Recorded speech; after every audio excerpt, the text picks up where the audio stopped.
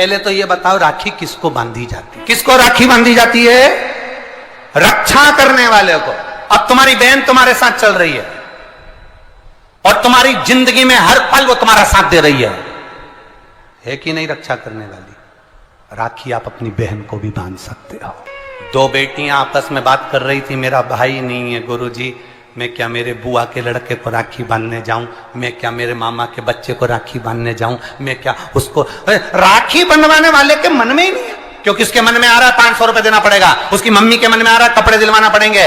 पर तुम्हारे भीतर ऐसा भ्रम उत्पन्न कर दिया कि राखी के लिए लड़का होना जरूरी है, भाई होना जरूरी है। शिव महापुराण कथा कहती है जो तुम्हारी रक्षा करे राखी उसके हाथ में होना चाहिए। तुम्हारी बहन जरूरी नहीं कि भाई होगा तो राखी बंधेगी, तुम्हारी बहन तुम्हारी रक्षा कर रही है, राखी बांधी है। रक्षा करने वाला पिता भी होता है, बेटी अपने बाप के हाथ में भी राखी बांध सकती है, वो रक्षा करता है। भाई रक्षा करने वाला है, भाई के हाथ में राखी बांधी है। और मेरा गणेश, मेरा शिव, मेरा ओघड़दानी, मेरा लड्डू गोपाल, मेरा कृष्णा, मेरा राम, जो भगवान तुम्हारे घर में है, राखी उनको भी बांधिए, वो तुम्हारी रक्षा करते हैं। राखी गुरु को भी बांधी जाती है, क्योंकि गुरु रक्षा करने वाला होता है, मार्ग प्रशस्त करने वाला होता है। राखी हमारी जिंदगी का एक सुख देने वाली, राखी हमारी, ऐसा नहीं कि केवल मनुष्य को राखी बनती है, आपके गौ माता भी अगर आपके यहाँ है तो गाय भी तो आपकी रक्षा करने वाली है, वो उसकी रक्षा भी हमें करना है और वो हमारी रक्षा करे। जिस वृक्ष को तुमने बड़ा करा, एक पेड़ को तुमने पाला बड़ा करा, उस पेड़ को तुम अपना बनाकर, अपना जानकर वृक्ष को उस लायक तुमने बना दिया कि वो दुनिया की रक्षा करेगा। उस वृक्ष को ऐसा बना दिया कि दुनिया को छाया देगा। उस वृक्ष को ऐसा बना दिया कि यह दुनिया का भरण पोषण करेगा। तो वो वृक्ष भी दुनिया की रक्षा करने वाला है। प्रकृति से प्रेम करो और पेड़ को भी राखी बांध सकते हो, रक्षा करने वाले को राखी, जो तुम्हारी रक्षा करे। एक मां अपनी बेटी की, अपने बच्चों की रक्षा करती है। ये जरूरी नहीं कि तुम हमारा भाई नहीं है, अब हम किसको राखी बांधे, हम किसको भाई बनाएं, हम किसको भाई बनाएं, हम किसको भाई बनाएं। जी ये भाई बनाने के चक्कर में धोखे में मत आ जाना, कहीं एड़े गेड़े नट्ठू खेड़े के राखी मत बांधिया ना, नहीं तो मालूम पड़े वो एक राखी तो बनवाएगा और मालूम पड़े पूरी जिंदगी तेरी बर्बाद कर दे। इसलिए जो घर में है, बहन है, कुटुंब है, परिवार है, उसमें राखी बांधी। बहुत भ्रम फैला रहे हैं लोग, नाटकों के माध्यम से बहुत भ्रम फैला रहे हैं। कितना सुंदर व्याख्यान। तो राखी कब बांधे हैं? मूल प्रसंग तो छूट ही गया, कब बांधे? अब तुम बोलो। मेरा निवेदन केवल इतना है,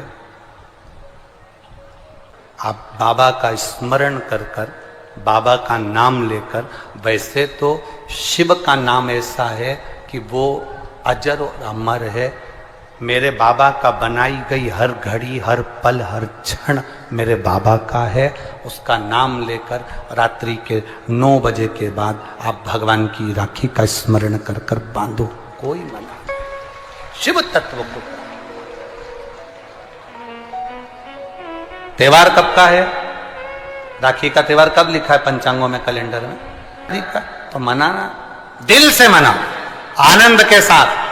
अब किसी ने पूछा कि गुरुजी राखी बांधने का तो ठीक है, आपने मुहूर्त बता दिया, मम्मी गुलाब जामुन बनाई, वो कब खाए? तो निवेदन है, जब तुम्हारी मर्जी पड़े दिन भर। राखी में भद्रा है, खाने में भद्रा नहीं है। तुम तो अच्छे से खाओ डपट के, कोई मना, तुम खाओ दिल से। तुम्हारा दिन भर ऐसा बीतना चाहिए, ऐसा नहीं कि मुंह उतार के बैठे रहो राखी तो, पर दिन भर तुम्हारे चेहरे पर प्रसन्नता होना चाहिए और मिठाई का आनंद होना चाहिए। दिन भर तुम्हारे चेहरे पर प्रसन्नता हो कि आज रक्षाबंधन है, नहीं तो त्योहार को तुम छोटा कर दो, सुकुड़ दो, ऐसा नहीं। बड़ा हमारा दिन भर त्योहार रक्षाबंधन का, खूब एंजॉय करो, अपने जीवन को आनंदित करो। और मेरे भोलेनाथ को आप अपना भाई बनाओ, मेरे शंकर को अपना रक्षा करता बनाओ। मेरा देव अधिदेव महादेव तुम्हारे से कदम मिलाकर चले, यही भाव रखते हैं। शिव तत्व की प्राप्ति, शंकर का अनुभव करो, भगवान की भक्ति करो, शिव की आराधना। ईंट ऊपर हो जाए, उसके बाद आप भगवान का भजन करते हुए खूब रक्षाबंधन का त्योहार आनंद से मनाइए। शिव की भक्ति को प्राप्त, जैसे उसमें श्रीफल, जिसमें जल हो, पानी हो, और पानी वाला फल जब हाथ में देकर रक्षा सूत्र बांधती है बहन, तो भाई का भी घर भरा रहता है और बहन का भी घर भरा रहता है। भाई का भी घर भरा और बहन का भी, जिसमें जल भरा हो, जिसमें पानी भरा हो, वो श्रीफल होना चाहिए। और गोला पर हाथ में जब रक्षा सूत्र बंधे, जब राखी बंधे, तो तुम्हारे हाथ में श्रीफल होना चाहिए, नारियल होना चाहिए। क्यों? पहले की श्रीफल कार्तिकेय बाबा का प्रतीक है, श्रीफल संत का प्रतीक है, स्कंद का प्रतीक है, फल की मूलता है। यहां नारियल का जो श्रीफल है उसकी मूलता है। और कितनी सुंदर। तो दो चीज में से जब श्रीफल भाई भेंट रख कर देता है अपनी बहन को, तो बहन श्रीफल वहीं भाई के घर छोड़ देती है, भेंट का कुछ भाग लेकर चल देती है। ये बहन का प्रभाव। रक्षा सूत्र को लोगों ने बिगाड़ दिया। आज के जमाने में तो रक्षाबंधन का भी महत्व लोग नहीं जानते कि कैसे रक्षा सूत्र बनना चाहिए, कैसे रक्षाबंधन होना चाहिए। उसका भी विशेष महत्व होता है भाई, उसकी भी मूलता होती है। और एक बात कहूंगा आज रक्षाबंधन पर, आपको अच्छी लगे तो आप स्वीकार करना, ना लगे तो आप छोड़ देना। वैसे भी सीवर वाला महाराज ताड़ी तड़ी बोले ही बोले है, उसमें क्या दिक्कत? तो बोलने में तो कोई पीछे हटूंगा नहीं। एक निवेदन आप सबसे करूंगा, आपको अच्छा लगे अपने जीवन में उतारिएगा, ना लगे कोई बात नहीं, छोड़ दीजिएगा, पर उतारना जरूर। बहन से प्रॉपर्टी के चक्कर में कितना भी झगड़ा चल रहा हो, बहन का भाई से एक मकान के चक्कर में कितना भी झगड़ा चल रहा हो, संपदा के चक्कर में कितना भी झगड़ा चल रहा हो, तो भी निवेदन करूंगा, बहन और भाई तुम खूब लड़ो प्रॉपर्टी और जमीन के लिए, पर रक्षाबंधन के दिन कम से कम एक दूसरे के नहीं भी जाओ तो फोन लगाकर जीजी और बहन भाई से, भाई बहन से एक बार तो बात कर लो, क्योंकि धन अपनी जगह रह जाएगा साहब, वहां धन नहीं जाने वाला, आपका व्यवहार जाने वाला है, आपका प्रेम। ब्राह्मण, साधु, संत और बहन बेटी, ये तीन काल का हरण करती है, इसलिए इन तीनों की महत्वता। जब ये राखी जो बनती है ना, ये रक्षा सूत्र जो तुमने बांधा है, जो मोली जो बांधते हैं, कलेवा जो बांधते हैं, ये रक्षा सूत्र बहुत दिन तक जब बंधा रहता है, बंधा रहता है, बंधा रहता है, पूरा समय 8 महीने, 9 महीने, 6 महीने, 4 महीने, 3 महीने, जितना भी आप लोग बांध कर रखते हैं, जितना भी 8 दिन, 15 दिन, 20 दिन, जब तक आप बांध कर रखते हैं, उसके बाद में इसको खोलने के बाद कहां डाला जाता है?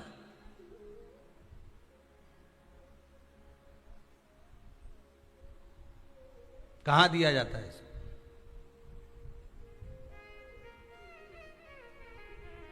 वो रक्षा सूत्र को कहां डाला जाता है?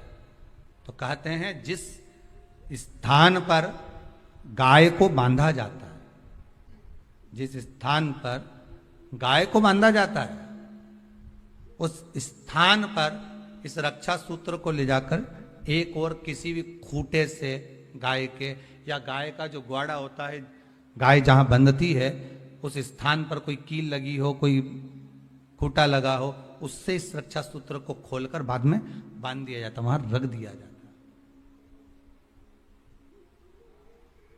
क्यों? किस लिए रखते हैं? क्यों जोड़ा गया इसको? हिंदू धर्म में रक्षा सूत्र को गाय से क्यों जोड़ा गया? उसका कारण केवल इतना है कि गौ माता, जब तक आपने रक्षा सूत्र बांधा, इसके बाद रक्षा सूत्र आपने अगर गौ माता के उस ग्वाड़े में कहीं ले जाकर बांध दिया है, दे दिया है, रख दिया है, 33 कोटि देवता गौ माता के भीतर विराजमान होते हैं, 33 कोटि देवता गौ माता के भीतर रहते हैं। और केवल ये जो ये गाय जहां बंधती है, गौशाला जो होती है ना, गाय जहां बनती है, जहां पर गौ माता निवास करती है, हम तो कहते हैं लोग वृंदावन किससे मिलने जाते हैं? जम के बोलिए जरा। भगवान कृष्ण से, ठीक है। और भगवान कृष्ण किसको चराने जाते हैं? गौ माता। मतलब तुम कृष्ण जी के पीछे और कृष्ण जी गौ माता के पीछे। क्यों? तो उसका सीधा सीधा प्रसंग है कि गाय के ग्वाड़े में, गाय के उस आंगन में, गौशाला आदिक में जहां गाय बनती है, उस जगह पर अगर आपने रक्षा सूत्र बाद में बंधने के बाद 8-15 दिन, महीने बाद, 2 महीने, 4 महीने, 6 महीने, 8 महीने के बाद में आपने वहां बांध दिया, रख दिया, तो जिसके हाथ में बंधा होता है उसकी रक्षा स्वयं गौ माता में विराजमान 33 कोटि देवता करते हैं। उसकी रक्षा का सूत्र फिर वो संभालते, फिर वो आपके नहीं, फिर वो संभाले। कोई बड़ा काल आ रहा है, कोई बड़ा एक्सीडेंट होने वाला है, कोई ग्रह बेकार हो गया, उसको फिर संभालेगा कौन? वही गौ माता। गाय, बेटी और संत, ब्राह्मण, साधु, सन्यासी, तपस्वी, साधक, उपासक ये संभाल लेते, ये संभाल। एक नियम ले लो, कोई भी एक साधन